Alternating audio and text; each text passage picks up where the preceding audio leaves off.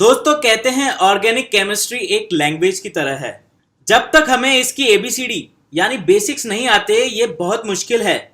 और जैसे ही हम इसके बेसिक्स सीख लेते हैं हम फ्लुएंट हो जाते हैं, सब इजी लगने लगता है। आज इस वीडियो में हम ऑर्गेनिक केमिस्ट्री के ऐसे ही एक बेसिक्स की बात करेंगे, एरोमेटिसिटी और हकल्स रूल। इस वीडियो में मैं आपको ऐसी ट्रिक्स बताऊंगा कि फिर इस टॉपिक पर चाहे कितना भी मुश्किल सवाल आए आप इजीली कर पाएंगे। आइए समझते हैं ये ट्रिक्स क्या हैं।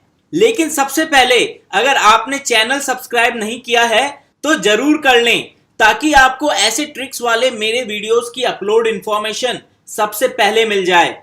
और हाँ, बेल आइकन क्लिक करना बिल्कुल ना भूलें। एरोमेटिसिटी या हकल्स रूल में हम तीन टर्म्स की बात करते हैं, aromatic, anti aromatic and non aromatic compounds. Trick समझने से पहले एक बार आइए इनमें डिफरेंस जान लेते हैं। अगर कोई कंपाउंड एरोमेटिक है तो वो ये कंडीशन सेटिस्फाई करेगा। पहली, वो साइक्लिक होगा। उस रिंग में सभी एटम्स के पास एक अनहाइब्रिडाइज्ड p ऑर्बिटल तो होना ही चाहिए। मतलब या तो वो एटम sp2 हाइब्रिडाइज्ड होगा या sp हाइब्रिडाइज्ड होगा, लेकिन कभी भी sp3 हाइब्रिडाइज नहीं होगा। ये अनहाइब्रिडाइज्ड p ऑर्बिटल्स एक ही प्लेन में होने चाहिए ताकि मैक्सिमम ओवरलैप करें, यानी कंपाउंड का स्ट्रक्चर प्लानर होना चाहिए। इन पॉइंट से एक पॉइंट ये भी निकल कर आता है कि जो पाई इलेक्ट्रॉन्स या पाई बॉन्ड्स होंगे वो एक छोड़कर एक होंगे, यानी कॉन्जुगेटेड होंगे। याद रहे, कॉन्जुगेशन में पाई बॉन्ड और p ऑर्बिटल में इलेक्ट्रॉन्स दोनों केस हो सकते हैं, लेकिन p ऑर्बिटल्स के इलेक्ट्रॉन्स तभी काउंट होंगे जब वो बाकी पाई बॉन्ड के p ऑर्बिटल्स के प्लेन में होंगे। Last and the most important rule जो aromatic and anti aromatic compounds को अलग करता है वो है 4n+2 रूल। अभी तक के सारे पॉइंट्स एंटी एरोमेटिक कंपाउंड भी फॉलो करता है, लेकिन एरोमेटिक कंपाउंड में 4n+2 पाई इलेक्ट्रॉन्स होते हैं और एंटी एरोमेटिक में 4n पाई इलेक्ट्रॉन्स होते हैं। 4n+2 मतलब 2, 6, 10, 14, 18। ये नंबर इवन तो है लेकिन 4 के मल्टीपल नहीं है।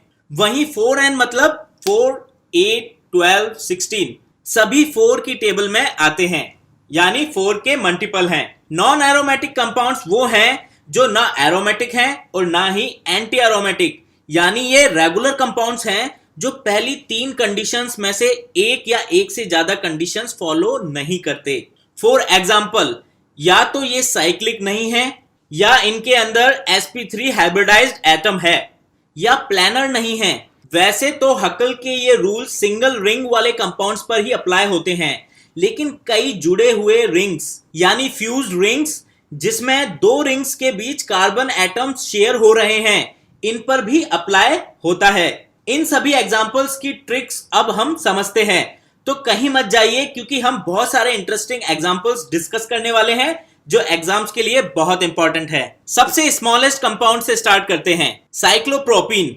इसके पास 1 पाई बॉन्ड है, यानी 2 इलेक्ट्रॉन या 4n+2 इलेक्ट्रॉन, यहां n 0 है। ये कंपाउंड साइक्लिक भी है, लेकिन ये कंपाउंड प्लानर नहीं है क्योंकि एक कार्बन एटम sp3 हाइब्रिडाइज्ड है, इसीलिए ये कंपाउंड नॉन एरोमेटिक होगा। आगे मूव करते हैं, साइक्लोब्यूटाडाइईन। यहां सारे कार्बन एटम्स sp2 हाइब्रिडाइज्ड हैं। ये एक प्लेनर कंपाउंड है और पाई बॉन्ड्स भी सारे कॉन्जुगेटेड हैं। यहां 2 पाई बॉन्ड्स हैं, यानी 4 इलेक्ट्रॉन। ये मल्टीपल ऑफ 4 है, इसीलिए ये 4n+2 हकल रूल फॉलो नहीं करता और एंटी एरोमेटिक है। अब बात करते हैं बेंजीन की।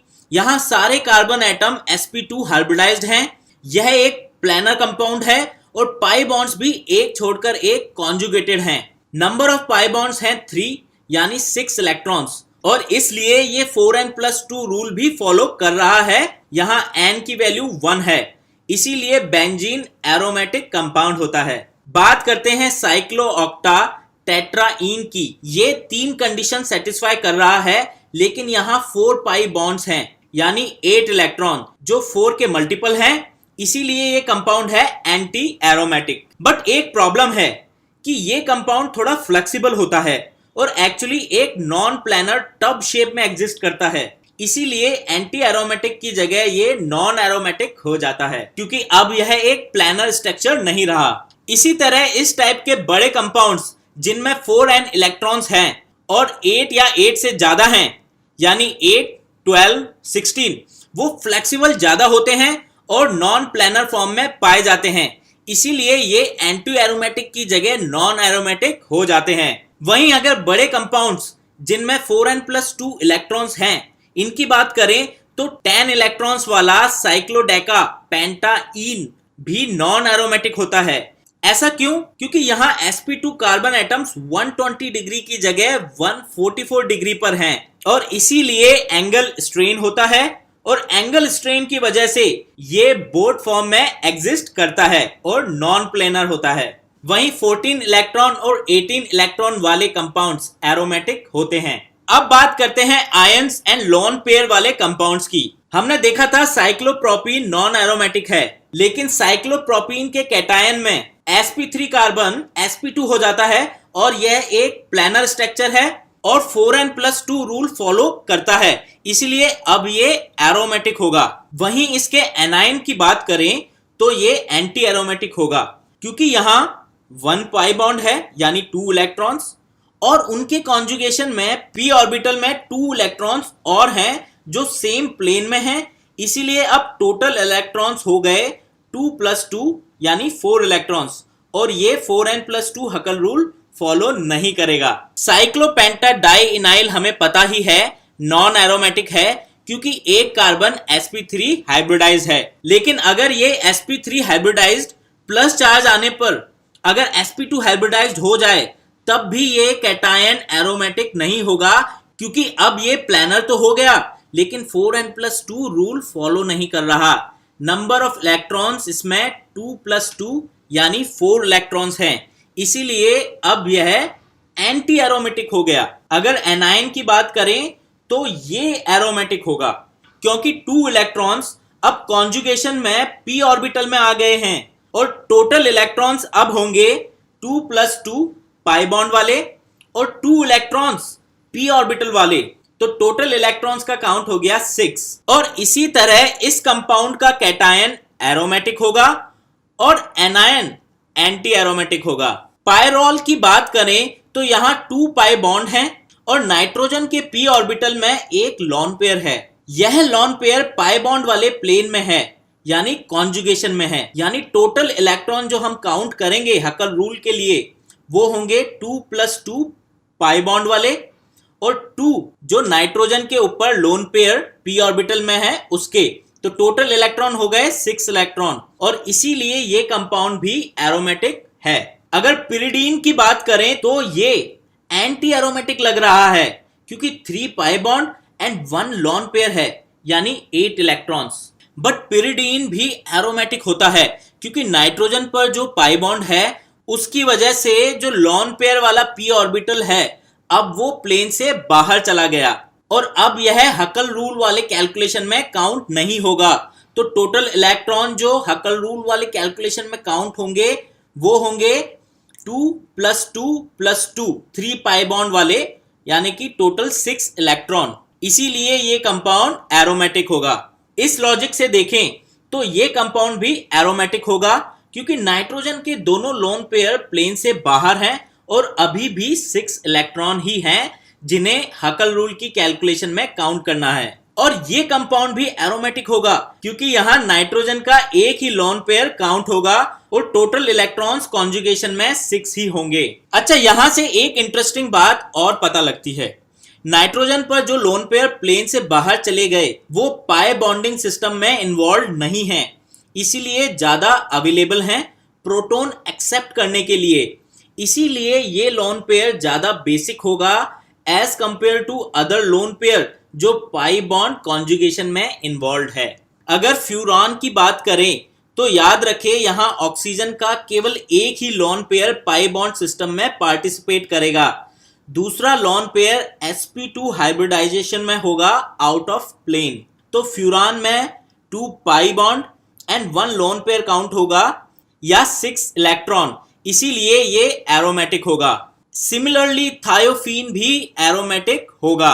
अच्छा, हकल रूल लगाते वक्त रिंग के अंदर के पाई बॉन्ड ही कंसीडर करते हैं, बाहर के नहीं।